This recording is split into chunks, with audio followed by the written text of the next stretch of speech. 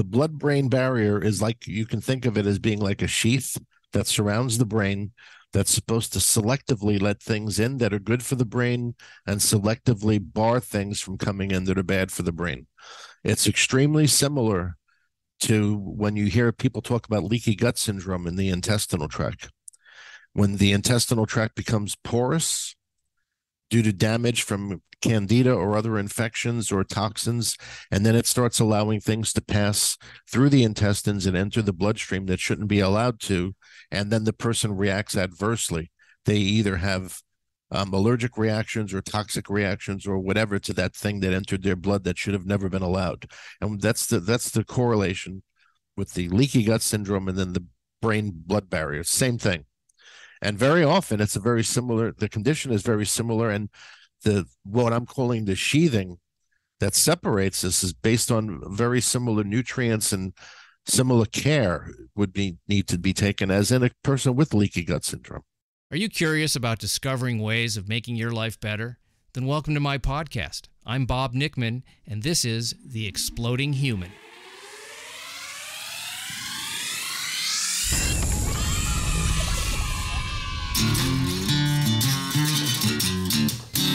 Listen in while I talk with all kinds of people in the fields of personal growth, health and healing, alternative therapies, psychology, spirituality, environment, and the future. I'm looking for those answers that make life better for everyone. You'll meet cutting-edge practitioners, doctors, artists, filmmakers, business people, and those who have overcome challenges.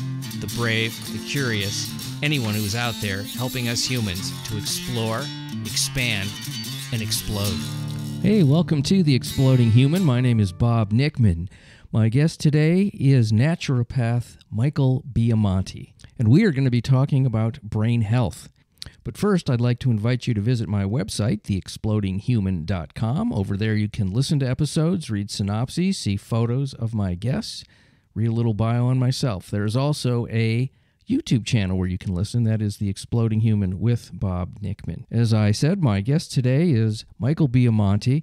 This is his second visit to the show. After our last talk, I was interested in exploring brain health, and that's what we're going to talk about today. All things about the brain, the things that are detrimental to our brain health, and some of the things we can do to upgrade our brain health and keep it optimal.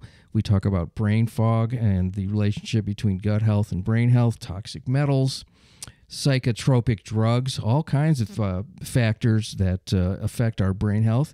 And he is a font of knowledge, and I just love talking to the guy. So here he is. This is Michael Biamonte.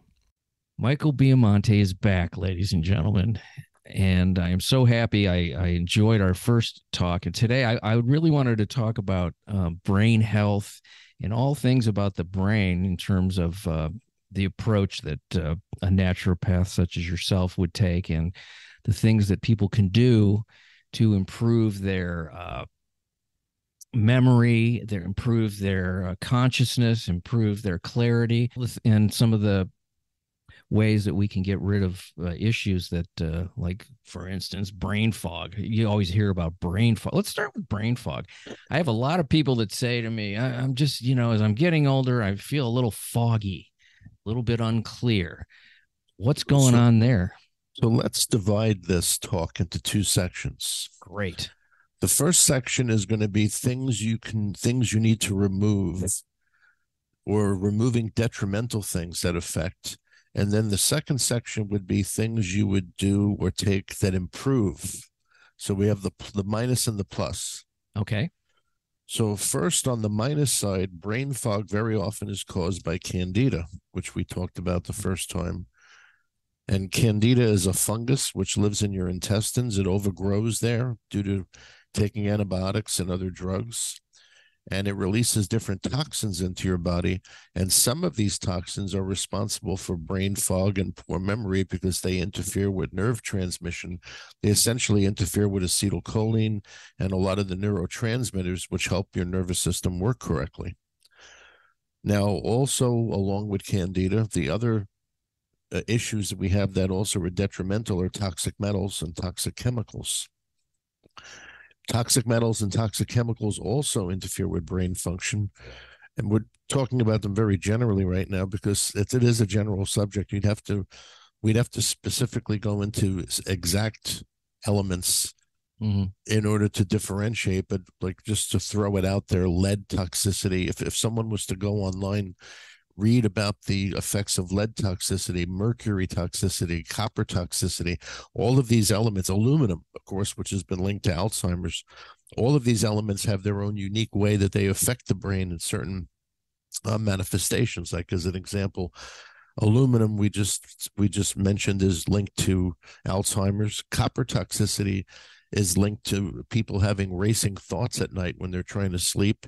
Each you look at, or a toxic chemical, is reported to have its own unique effect. Manganese toxicity is very interesting, because in manganese toxicity, people will have uncontrollable laughter, or they're very misemotional. They would be at a funeral and they'd find it hysterically funny. They would be laughing, and so each element that we talk about that has a toxicity would have its own expression in terms of what it does to the person psychologically. So a lot of sort of aberrations that you see in people may not be because of a specific personality disorder or some sort of inability to understand social cues. It could literally be a metal toxicity. Laughing at a funeral is so bizarre. I just can't even imagine. That's what happens in people who are manganese toxic. But you're 100% correct. And a lot of it is also drug related. Prescription drugs and recreational, quote unquote, drugs also have these detrimental effects on people's psychology. But this is kind of obvious. People should know this by now. But when you're watching television and the commercials come on for different psychiatric drugs, and you hear all the side effects they have, you wonder, well, why is someone who's mentally impaired ever want to take this? It sounds like it just make them worse. So these are the things people can look at on the negative side. There's things like candida, and beyond candida, there are lots of different infections which can cause effects on the brain and the memory. Different parasitic infections cause a lot of anxiety in people because parasites release lots of ammonia into the body, and the effects of excess ammonia in the body are to feel very stressed, a lot of anxiety, a lot of tension. And what's really interesting about some of these things is the sort of domino effect that they have. Like, one of the reasons why ammonia. So let's just take this back a second. A person goes to a sushi bar. They acquire all these parasites from eating the raw fish. Now the parasites are in their body. The parasites are releasing all this ammonia. The ammonia causes a depletion or a loss of magnesium. It causes them to become magnesium deficiency. So now if you look up the symptoms of a magnesium deficiency, you find out the person has a lot of anxiety, a lot of difficulty staying asleep. They'll tend to wake up frequently. They feel very stressed. They have muscle tics, twitches, tremors, all these things.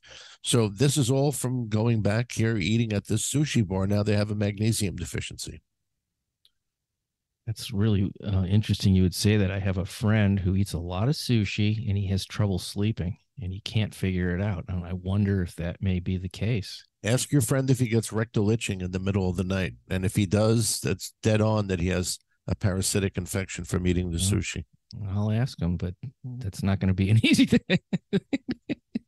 I'm kidding, but I will ask him that. Yeah, I laughed inappropriately. I might have a manganese. High manganese, yeah, maybe. So you get the drift, though. There are these things. There are these things categorically we can look at, like infections. There are a lot of different infections besides candida, besides parasites too, that could affect people, their behavior. So we have infections, and then we have toxicity, and we have drugs. And what about calcium buildup? Is that a thing? Yeah, it is. It's a common thing. In fact, I would say probably 60 to 70% of the U.S. population can tend towards calcium buildup. What calcium buildup ranges from a person just merely not utilizing calcium well and having some calcium build up in their soft tissues and their circulatory system. If it gets really bad, it can eventually lead to atherosclerosis, where you develop clogged arteries that starts with calcium. And I want to go through that from the beginning in a minute or two. But it can go to the point of something that we call a calcium shell, which is where the person's calcium is incredibly high in their tissues due to bio-unavailability.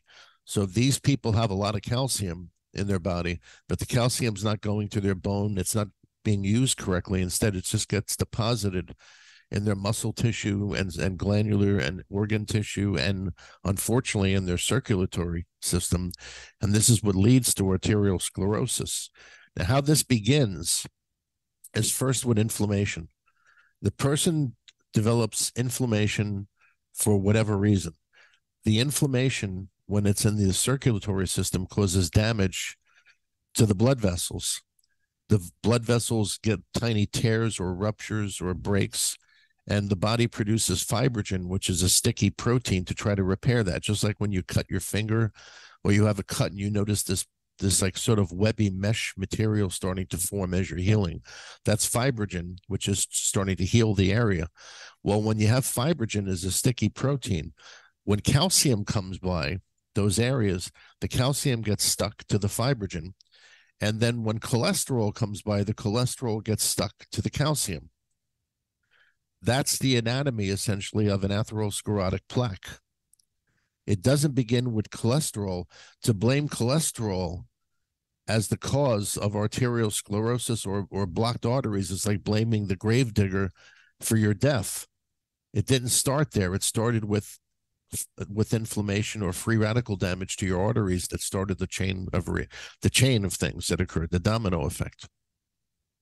That sounds like an artificial problem created to sell statin drugs is what it sounds like to me. I'd have to agree with you. Yeah. Okay. And what about, somebody was telling me that the buildup of calcium in the pineal gland makes for brain fog and a certain level of, a lack of clarity. Yeah, well, the pineal is an interesting gland because we know from an anatomical standpoint, from a Western standpoint, we know the pineal gland as the gland that produces melatonin. The pineal gland throughout history, has been attributed to having spiritual and mental powers. So it's very interesting when you start looking at some of the studies involving the pineal gland. But absolutely, if the pineal gland becomes calcified, which it can, there is a brain fog that occurs because there's a lack of communication between the pineal and then the brain. It's fascinating the more you study it. But calcification anywhere, now going back to somewhat your original question, what can you do along the line of improving these things? Blood flow to the brain, not just the pineal gland, but blood flow in general is really important. And one of the problems that a lot of people have who have mental deficiency is lack of blood flow to the brain. It could be in the circle of Willis, which are the little blood vessels more in the back of the head that are some of the main ones that bring blood into the brain, but it could be anywhere along the line. And calcification is usually the main reason why this occurs. Sometimes some people can be born with smaller, more narrow blood vessels. Some people have low nitric oxide levels. Nitric oxide is what essentially opens up the blood vessels. It's sort of like a dilator to the blood vessels. So this is another thing somebody wants to look at who has an impaired function. They want to look at their blood flow. And you can have a simple scan done of your brain to look at those blood vessels and see how well they're doing, if they're abnormally small, if they're abnormally closed, if they're calcified or whatever. And then once you find that out, you can take the appropriate actions. A big health product nowadays, especially among bodybuilders, is nitric oxide supplements. So your body makes nitric oxide essentially out of amino acids like arginine, ornithine, and citrulline. They convert to nitric oxide, and then nitric oxide opens up the blood vessels, just like Viagra opens up the blood vessels in the pelvic area for men to have better erections. Those amino acids convert to nitric oxide, then that nitric oxide opens up your circulation generally. We're complicated creatures, but we're also able to mitigate some of this stuff with proper diet and other things, which we're going to talk about too.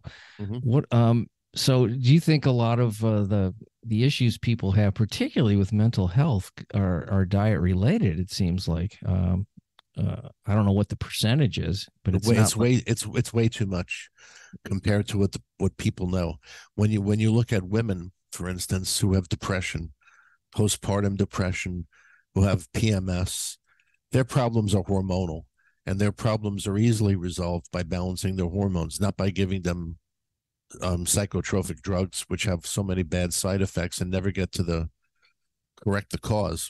And that's my beef with psychotropic drugs. Besides the fact that they have so many side effects and they're dangerous, is they don't ever treat the cause. And what's interesting, and this has been documented time after time, and people have written article after article about this. If you look, and we just unfortunately had this horrible shooting in Nashville, Yeah, in the schools. If you go and you examine the life of these shooters, these people who go on these wild shooting sprees, whether it's in the mall or at the school or whatever, you always find that they're on psychotropic drugs.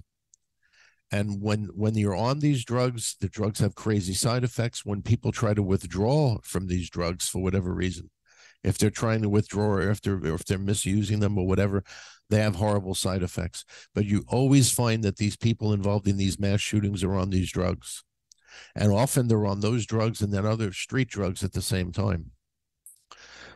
So that's just my editorial. But yeah, well, that does not surprise me. I've seen a couple of documentaries on that very topic that they really went into depth about, specific people, and it was rampant that there were other issues besides the person's nuts for a reason, right. And they may have other inherent physical imbalances. They could have blood sugar problems. Hypoglycemia was popular back in the 70s and 80s as far as it's being understood, and people with wild mood swings are known to be hypoglycemic. So you have hypoglycemia, you have hormone imbalances, you have all the effects toxic metals could play on people, you see. So there's a lot of possible underlying reasons physically why this could be going on in somebody. So to slap them on a psychotropic drug, which, to me, the funny thing about these drugs is that there has never been any proof at all whatsoever that these drugs handle or correct any chemical imbalance. It doesn't exist in the literature. If you do literature searches, you're going to find it does not exist. I've done it, and it doesn't exist. The doctors who prescribe these drugs, they themselves don't really know how the drugs work. And when they start prescribing them in tandem and in combination, it's a total experiment. Everybody who they do this to is an individual experiment. No one knows how those drugs work exactly, and there's no proof that they ever really correct any cause, because they're not addressing any of the physical things that we've talked about, which you can easily test for and find. You can find out if someone has a hormone imbalance by testing their hormones. You can find out if they have toxic metal problems that are affecting their brain by doing a hair mineral test or by doing a urine test, which is looking for these metals being excreted in their urine or even in their stool. There's a stool toxic metal test that somebody can do. So there are the means to find out what the underlying physical reasons could be. It would seem to me that a wise thing to do, and I don't know why it's not done. Well, I could probably figure out why it's not done, but it's when people go in for an annual physical, that's a routine thing. Insurance companies pay for it, but they don't put in that type of testing. And it would seem like so many issues and so much expense and pain and problems would be avoided if that was part of an annual physical, to have, toxicity tests and hormone tests and all that stuff would be so valuable. I would love to have that every year. And you're so right, but there's another side to it. Unfortunately, it becomes complicated when you do this. If everyone was doing what you just proposed, which I would agree is the logical thing to do, it's then going to make people look at how toxic their environment is and where the toxins are coming from. It opens up the proverbial can of worms. Yes, it does. It sure does. Yeah, maybe it needs to be opened. Well, I agree. But I bet you there's a lot of corporations out there like Monsanto that don't want people looking into that can. I guarantee they don't. That's a company that's got stuff outlawed in many countries, where And they can't do their magic. And I'm being sarcastic about magic, of course. and it's also a company that is so politically how would we Powerful. put it? Powerful that they somehow coerced the president of the United States, President Barack Obama, to sign the Monsanto Protection Act, which is actually a law that limits the amount of liability Monsanto has if you go and try to sue them. Ugh, that's awful. Absolutely awful. Funny story on that. When President Obama was running for president in his first term, his campaign office ended up being right next door to my office. Oh, And my girls helped them a lot. They to the point where they listed us as donors. We gave them like chairs and tables that we didn't need, and we helped them if they needed paper or pens or whatever it was. We helped them because we were right next door and we had an abundance. And I asked them, what does Senator Obama think about Monsanto and genetically modified foods? And they told me that they would get back to me on that. And they came in with a statement. They said, well, he's dead against them. He knows they're bad. He wants to outlaw them and blah, blah, blah. And here you go. Then he gets into office, and what does he do? Does the complete reverse. Instead of outlawing these, protect this company. This is politics. This is politics. So I don't say this to necessarily defame Obama. I'm bringing this up as what happens politically here. Here you have a man who has children, who has an organic garden in the White House, who knows better, and they are able to get him to sign this bill protecting this company that he himself wouldn't necessarily want to have anything to do with. So let's talk about, let's say I want to have the healthiest brain possible. I want clear thinking. I want focus. I want my consciousness to be elevated if possible. Mm-hmm. What are some of the ways that we can do that? Obviously the diet is super important, and the drugs that are harmful, we don't want to do those. Right. And we also want to make sure we check ourselves for any of those negative things I talked about earlier, that there's poor circulation to your brain, you have any type of chronic infection which might be involved. We want to rule all those things out, that I don't have candida, which is releasing alcohol into my body all the time, and mycotoxins interfering with my brain and my nervous system. So we also want to look at what supplements we can take, and virtually there are dozens of them now on the market. Yeah. And a lot of them will have similar ingredients. One of the key things that you'll find is a substance called vinpocetine. Vinpocetine is a nutrient, essentially, which helps to increase the circulation in the brain. It helps the oxygen to the brain. And it also has been found as an antioxidant to be able to heal different types of damage that someone may have to the brain. So that's one thing I would definitely put on my list. I would put on my list to perhaps look into nitric oxide donors, we call them. Those would be supplements that contain citrulline, arginine, and ornithine, which help the body make nitric oxide. Beetroot is a popular supplement nowadays because beets are extremely high in the substances that help your body make nitric oxide. You'll see a lot of bodybuilders now are taking beetroot products, beetroot powder, and that raises nitric oxide. There was a substance years ago that Dirk Pearson and Sandy Shaw, who were the original life extension guys, I remember them. They talked about huperzine. And huperzine is something which is derived from club moss extract. And it's something which helps the effectiveness and the efficiency of the brain. American ginseng does the same thing. There's quite a few things. Bilberry or bilberry extracts, which are high in resveratrol, also help this. Berries in general, berries and grapes have nutrients from the pycnogenol family, which also help along this line. I don't know if I mentioned American ginseng, but yeah. American ginseng is another. So there are various nutrients. There was one in the old days, it used to be called B15, which is actually pangamic acid. And this is a vitamin which helps increase the oxygen in the body and helps your body's utilization of oxygen. That's another that can help.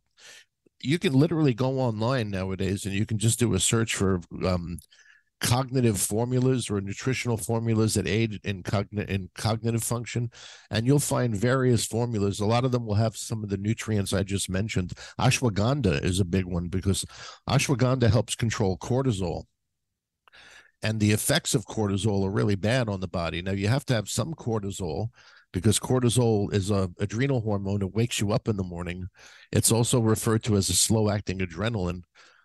But high levels of cortisol consistently can start to interfere with your brain function. And it also is the hormone that puts fat around your stomach. Belly fat in men is primarily due to high cortisol and high estrogen. And the ashwagandha helps to reduce the effects of the cortisol. Sometimes when people are under stress and they're a little confused, it's because of that hormone cortisol pumping, because it interferes with certain recall from your brain. And the ashwagandha helps block the effects of cortisol, so it can help improve the sharpness of your thinking. What about MCT oil? I'm always hearing about that. Yeah, MCT is it's derived from coconut oil, and really what it does is it's a fuel, a very easy, quick burning fuel for your cells, and it gives you energy, and it also helps your body burn its own fat. Now, I really wouldn't categorize MCT as something in the cognitive arena, except for the fact that it fuels the cells, so it gives you a constant source of fuel, and it would help stop hypoglycemic episodes. Oh, there's also some evidence that if you take things like ribose, which is a sugar, and MCT, which is a fat form of energy, that it might help with certain seizures, because it's fueling the cells, so the cells don't run out of fuel and then go into like a convulsion. That's a theory that's out there. I don't know if there's enough studies done on either things to say it definitely helps with the seizures, but I know that people are looking into that now. I want to talk about something you just mentioned, fat, and it's for some reason it's become the enemy of everything, and but the body needs fat, what's the type of fat and how much, and where should people be concerned or not concerned? That's a big question that I always think about, because obviously people think when they hear the word fat, they think I'm going to be a fat person. They don't think about it in the sort of holistic kind of way of fat that you need. Yeah, well, here's where we have the subdivide between the Pritikin people and the Atkins people. So for those of you who aren't familiar, Dr. Pritikin wrote a book back in, I guess it was the late 70s, early 80s, about fat. And he advised you to have as little fat as possible in your diet. And on the other reverse side, Dr. Atkins wrote about having as little carb in your diet as possible. High protein, high fat, low carb versus Pritikin's low fat, high carb, moderate protein. Those are the two basic approaches. The approach that's still more popular today is Atkins, because there are more scientific references that show that lower carb is actually healthier than lower fat. Mm-hmm. But when you examine these things under a microscope, you have to be careful, and you have to really be discerning with what you're doing. Fat typically is thought of as being animal fat, a saturated fat, which is bad for you because saturated fat clogs your arteries, and it's bad. And then we know that in the state of New York, Mayor Bloomberg had outlawed certain types of fats that were being used in fast food production. So there are bad fats, but there are also good fats, the fats that you find in salmon, avocado, nuts and seeds. Many vegetable fats are very healthy and important. Where the confusion lies, I believe, is when you're looking at animal fats, And you need to understand the difference between grass-fed and wild-caught versus the CAFO. CAFO refers to confined animal feeding operation, which is where most of your supermarket meats come from. The fatty acid balance that you get from grass-fed, let's say, hamburger compared to supermarket hamburger is completely different. Grass-fed meats have a fat balance that more resembles salmon and the healthy fish. Typical store-bought meat is dangerous and it's toxic. So I believe that people should only eat grass-fed, wild-caught, wild-raised animal products because they have the healthy fats more so than the bad ones. Now, if someone doesn't believe me, I challenge them to do this. Go to your supermarket, buy grass-fed chopped meat, then also buy your typical standard chopped meat that you would use for a hamburger. Get 2 skillets, cook both of these in a skillet. Then when you're finished cooking them, I want you to observe which one cleans easier. You're going to find that the skillet you cook your standard store-bought hamburger in is somewhat difficult to clean. There's a lot of fat that's stuck there. Oh. And the one that you have that you cook the grass-fed beef in is going to clean as easy as you wouldn't believe. It's just all the fat's going to slide right off. Now, why is that? The fats that you're getting from grass-fed meat are high density. They don't clog up your arteries because just like the oil in your car, they're a higher density fat, which is a better fat. Store-bought meat or low density, they clog up your arteries and they make your pans and your cooking appliances harder to clean. Well, there's a visible way you can actually see it for yourself. And obviously that's going on inside your body too. So, yes. Yeah, it's kind of scary. Have you had any experience with people having brain scans, and what was that like to take a look at those things, and what can we learn? I know that's somewhat become a little bit more normalized in the society to do that. There's this guy, Dr. Amen, that's very popular. He's, I know he sells a lot of products too, but he's got clinics here in Los Angeles all over the place to do, brain scans. Yeah, the simple thing you look at on a brain scan is for degeneration that's well past or advanced the person's age. So if you have a 30-year-old and his brain scan looks like it has degeneration that's comparable to someone who's much older than he is, the first thing you want to look at for that patient is getting him on nitric oxide donors. You want to increase the oxygen to his brain because that oxygen will help the brain function and help it repair itself. Then you want to look at putting him on things like I mentioned before, the vinpocetine and some of those other nutrients, which are known to, and you can just do a search online. I don't have to spew them off. They're multiple and abundant. Then you go online and you look at the different things that can help heal the brain. Ginkgo is another one. Ginkgo helps increase the circulation to the brain. That's why it's been used for tinnitus, which is a problem where people have that ear ringing going on. Yeah. So things like that increase the circulation to the brain are going to help that person. But that's the first thing you look at what a brain scan is. Is there excessive degeneration of the brain past the person's age, what you would normally expect? Then you put him on these nutrients and you'll see in 6 months to a year, he's going to improve. There's a substance that I've used, and one of my colleagues introduced me to, Dr. William Hamasfar, a neurologist who's he's world-class neurologist. Dr. Hamasfar has been an expert in using different nitric oxide products like Nitrobid, which is a cream. It's a cream lotion you apply, and it's very high in nitric oxide. And the use of this can help. I've seen the use of this in his practice reverse stroke victims. I've seen stroke victims come into his office on wheelchairs, and 6 months later, I've seen them walking. Wow. So substances like Nitrobid, which are by prescription, they can perform miracles.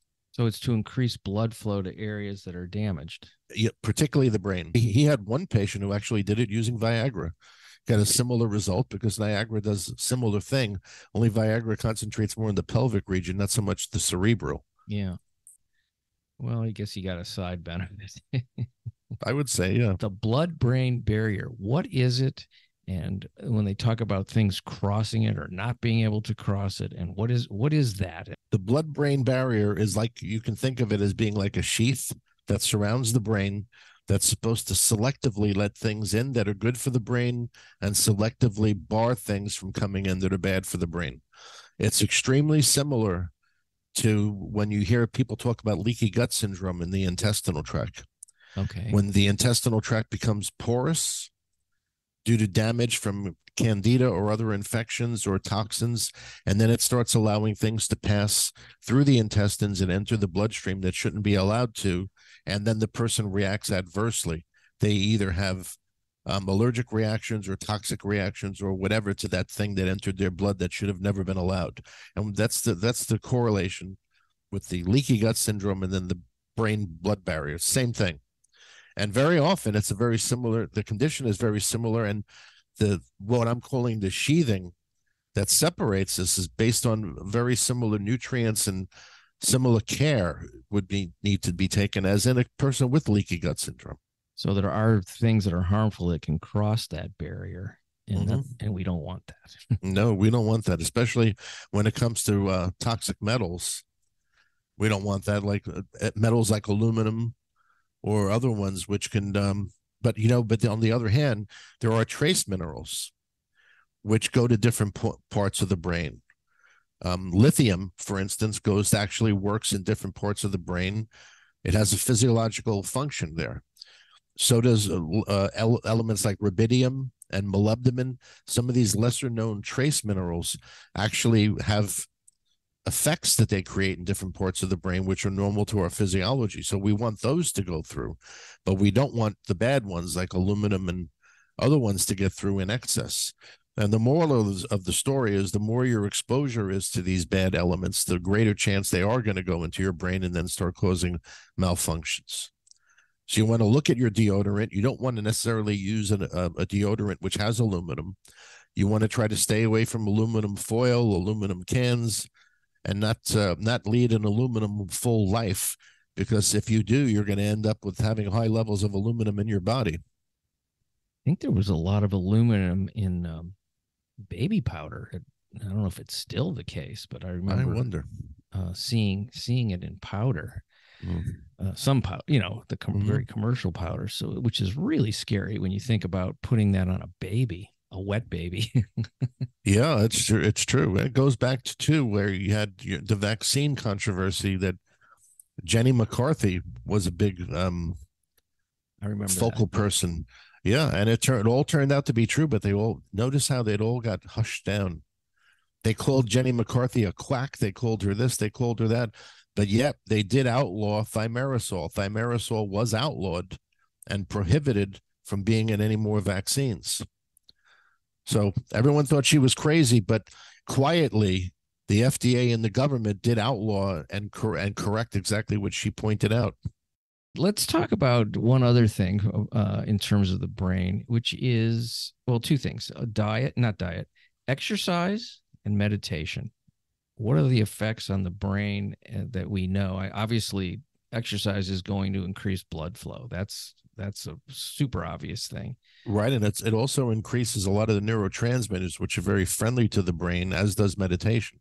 You're going to find if you go online and you do a search for positive effects of meditation and exercise on your mental health, you'll find thousands and thousands and thousands of citations and articles on there.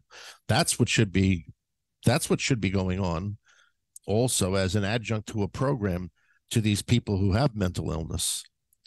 In fact, I believe there was a study that showed that exercise was more effective on handling depression and mental illness than were the drugs, the prescription drugs.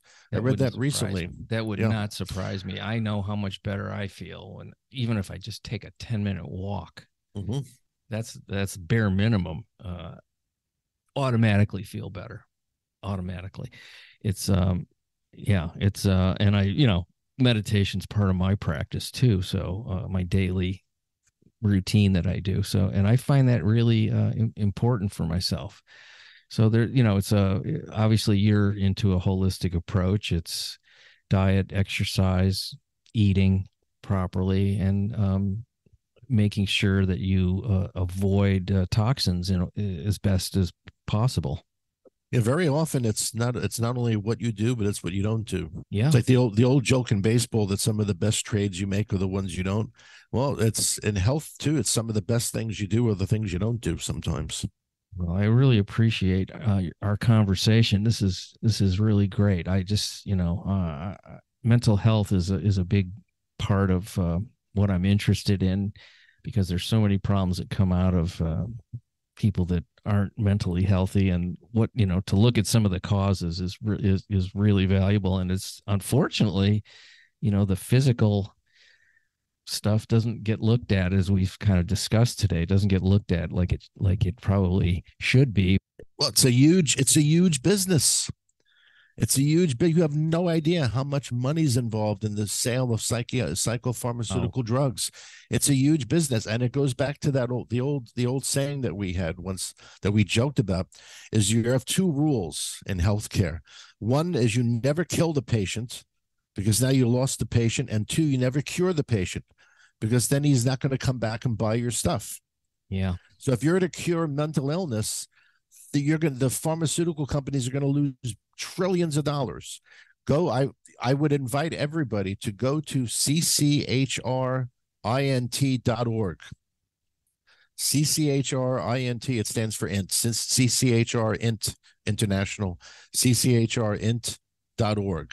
Okay. And look at the material they have. There's a particular video they have that's about 4 hours long. It's called The Marketing of Madness, and it explains how the pharmaceutical industry and the psychiatrists and all that whole group are marketing madness to people to get them to buy drugs. Oh, that is diabolical. It's just awful when you think about how unnecessary that is and how detrimental. Oh, I know what I wanted to ask you. I had heard or read or something that the acne medication Accutane was causing major problems, particularly in teenagers, and depression and violence and things like that. Have you heard about that? Oh yes, I have. Mm-hmm. I have. And it is true. There are many alternatives to that. Often acne is caused by candida. It's caused by intestinal dysbiosis. Accutane is like a sort of altered form of vitamin A. Vitamin A for years has been known to treat acne in people, and it improves the acne, but the real cause of the acne is coming normally from the intestinal tract, from imbalances with the friendly bacteria, and then hormone changes that occur. One of the Yeah, reasons why antibiotics work is because the oils of your skin the oils will have sugars in them that will act as fuel for the bacteria that then cause acne. That's why antibiotics were used. other than the negative effects, I guess they sort of worked. But when you think about, I guess teenagers release a lot of hormones, obviously, Yeah, and so in a sense, it's probably a temporary condition, but there's probably ways to mitigate the acne that aren't harmful. there is. I had a patient once who was a 16-year-old wrestler. The boy, he looked like a little bull. He was strong as a bull. He was covered with acne all over his face, his stomach, his back. We Oh, tested him. We found out his zinc was low, his vitamin A was low. We put him on these supplements to increase his vitamin A, increase his zinc, and his acne cleared up in about 3 months. I love to hear that. I love to hear that, because that's not only is that physically painful, and it's psychologically damaging to us, especially at that age when you're trying to be fit in socially and be interested in the opposite sex or whatever. It's like almost could be a permanent kind of a wound, physically and emotionally. So good for you for figuring that one out, and Sure. I'm sure he's eternally grateful, that that little wrestler fella. Yeah, I'm sure he is. He learned a lesson. He learned in the course of his treatment over a period of a year. He went off. He went off his diet, and he saw the acne come back with a vengeance. Then he went back on his low sugar diet. Saw the acne starting to go away. He knew when he took his diet and took his supplements, the acne was going away, and he knew when he stopped, it came back and got worse. So he Wow. learned an important lesson. So those trips to McDonald's with his friends did not pay off. No, and it's a good point you bring that up, because these hydrogenated fats, the fats that are in fast foods, as I was saying earlier, that Mayor Bloomberg of New York got so passionate about it that he actually passed some kind of legislation making it illegal for some of these fats to exist.